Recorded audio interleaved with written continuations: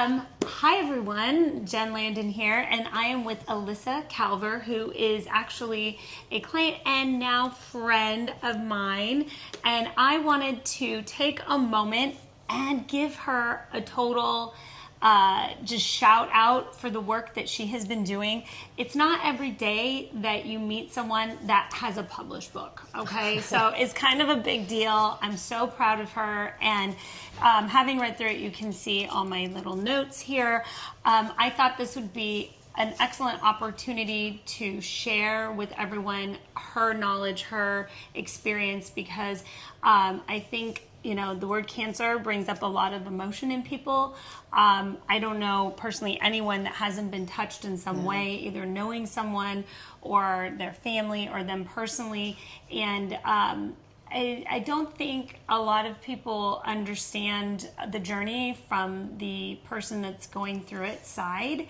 And one of the best things about this book, other than her relentless optimism and positivity, is just the transparency on what the experience is like.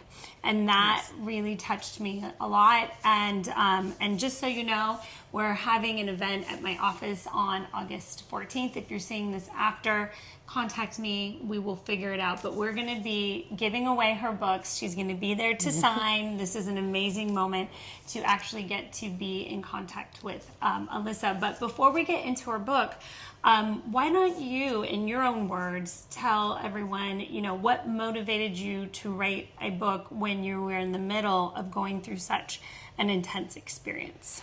Yeah, well, so initially, before I wrote a book, I started a nonprofit. And that's really what started the snowball effect of all of it. So when I was diagnosed just before my daughter Ellie's first birthday, I realized that we make giving and receiving really easy in the good times, like babies and weddings. But now that I had cancer, everyone was asking how they could help, and it was really this unintentional burden, and I didn't want to ask for help, and I didn't know what I needed.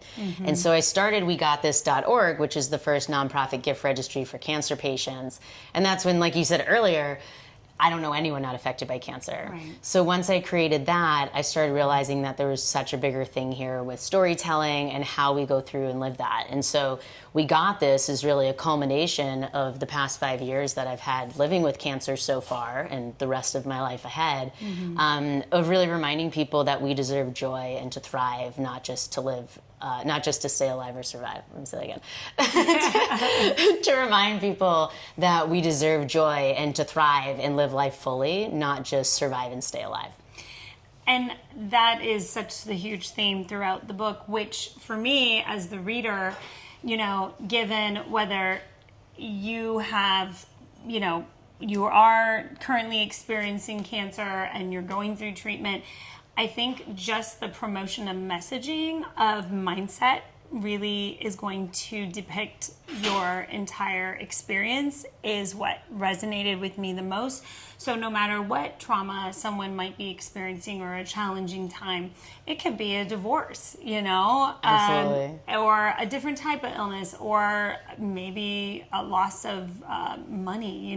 People go through so many different hardships that, wrapping yourself around and controlling that mindset is going to change the experience, I think. Absolutely. Do you agree? Yeah, it's like cancer to me is an example of a hard time that we can fill in the blank for so many other things in life. And I think that it applies to all of it. And we're very quick to forget that we deserve to live life fully when things become harder or we're just in survival mode. And that's really the message throughout, is that regardless of what that hard time is, and there's so many other chronic diseases and the examples that you mentioned, that we just also keep reminding ourselves that we deserve to live and thrive too. And you change that mentality from, and I use this all the time, this is not happening to me, it's happening for me. You take back your power, and granted, no one controls the outcome. We don't really control anything in life, really. Yeah. I mean, it's very small. We can control some things, but, we never know what's going to come. And so, using that to propel us forward instead of keeping us stuck and small. So, well, I have a few quotes that I really stuck with me. Oh, wow, you came prepared. I did. I don't mess around. Okay, so one of the things, my favorite things in the book that I love is when you talk about all the cringes. And, granted, I have not personally had cancer. My mother has, and my dad actually did too. So, and I have family that have. But I've had experiences where people around me had not known what it would be like to be going through what I was going through, specifically with like divorce and things like that. And they would try to, as you said, make themselves feel better because they felt bad. And that really resonated with me. And number one, because it's happened to me. And second, because I probably have done that to other people, because you do when you are an empathetic person. So what do you suggest? I mean, I don't want to go through all of them in the book because they can read it to get it. But what would you say your number one thing, especially if it's someone that you know really has not dealt with this type of situation before? The biggest thing I always say is it's not what you say, it's your intention and how you say it. And some of the things that I say are like cringeworthy now to me, I wouldn't have known previously. And it's more that we have to really meet people where they are and ask them what they need. And so a lot of times it's like someone can say the wrong thing, but in the right way, and coming in with the intention of wanting to learn and understand rather than imposing some view or something they heard or their friend's cousin's aunt's sister who had the exact same cancer as them. Like, there's a lot of pieces that you just don't realize until you're in it, becomes very exhausting. And so I always tell everyone, like, I'm saying this to help and so that you can recognize and see my one view of it. And my view, I say one, but brought in from a pretty big community of other thrivers as well. But it's okay if you said the wrong thing or you did the wrong thing. The important thing is like listening and seeing how you can do better or what could be a better way to say it. And so I think that if you always go in with the right intentions, like there's nothing you can really do wrong because you're being vulnerable and letting someone know, I don't know how to help you. Like, I don't know what you might need. But how much better to ask and be able to feel comfortable to talk about it rather than skating around just saying something that might be, insensitive or not relate to them, or other examples that just are more for your own discomfort rather than thinking about them. I think the key you said is listening. Listening's number one. And second, not trying to pretend around it by just acknowledging this really sucks. Yeah. This is really hard. And I don't know what that would feel like, but I'm here. I mean, I think just that simple, and then letting it fall where... I think that's why when you go through hard times, like, experiencing grief or types of life-changing diagnosis, you unlock these like new layers of empathy and understanding. And I think a lot of that understanding is knowing that you actually don't understand a lot at all. And the last one is, don't try to fix it. Because you're like, don't offer me like your, detox cure. I mean, obviously, I'm sure when you're diagnosed, the first thing you do is all your research. And you have doctors and specialists. And so unsolicited cures are probably the most unwelcome. Would you say that? It's really annoying? I love clarifying solicited versus unsolicited.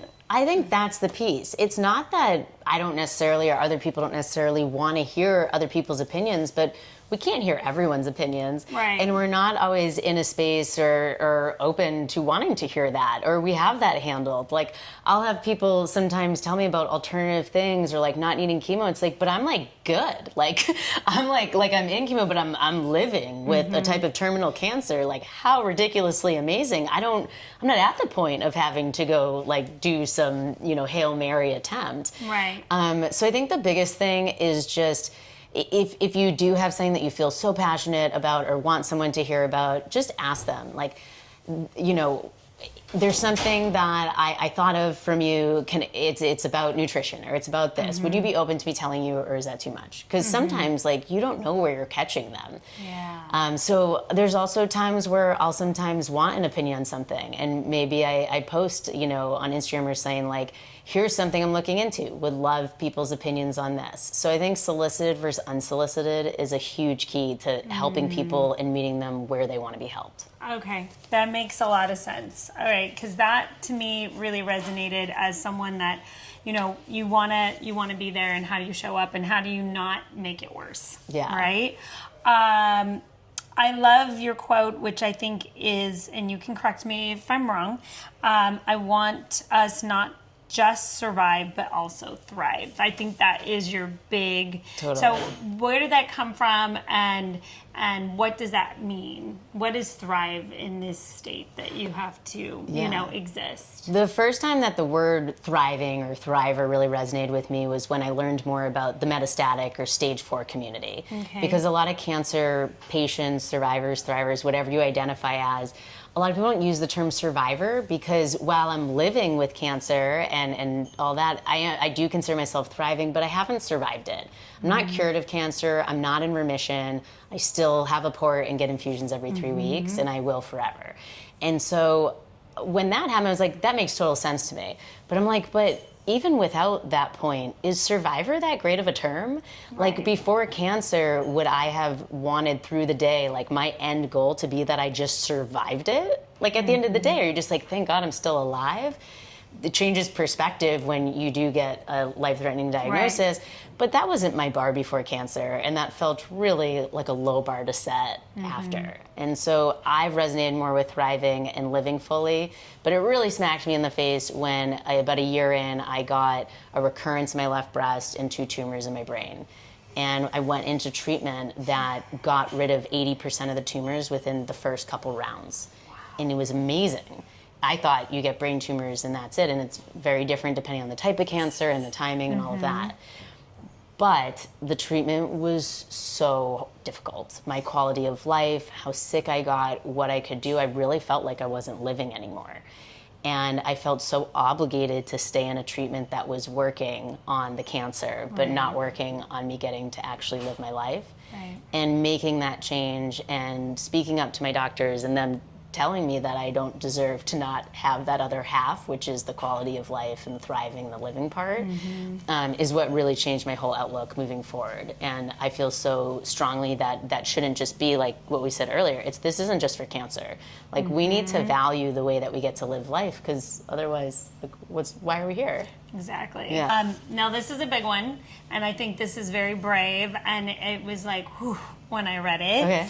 I am no longer afraid of dying. I'm afraid of not living. And when I read that, I just thought, gosh, some people that, don't have that in their face every day, they don't live anyways. And so it was kind of like, I'm thinking, is it a gift to have it be every day? I have to be reminded to go 110%, because time is reminded to be precious, because I feel like so many people, or I see a lot of people that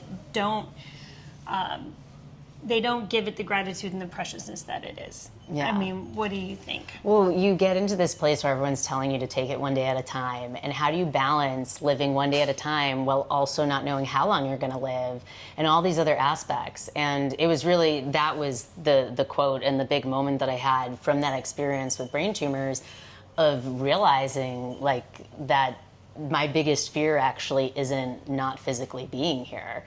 Like, we can also physically be here and already feel like we've lost our life. And none of us deserve that. Right. And that's why I think this book is so, such a good read for just a life lesson, right? That reminding how important each moment is, how precious life is, how to have optimism, and the relentless pursuit of joy. Yeah, exactly. Yeah, living fully. So if you want to meet Elissa, we will be hosting her on Friday, August 14th. It'll be at my office. You can look below and get the address. I will be buying books for everyone that she will get to sign, and it's our little gift to the community. And we hope that you learn from it. Is there anything that you wanted to say to the community in general? I'm so excited and appreciate you helping to spread the word more and giving people more access to, what I've compiled together that I think is life-changing, not only for me, but I hope will extend to others. So would love to meet everyone in person and get to talk more about that. Yay. Well, all right. Well, thanks, everybody. See you then. We got this.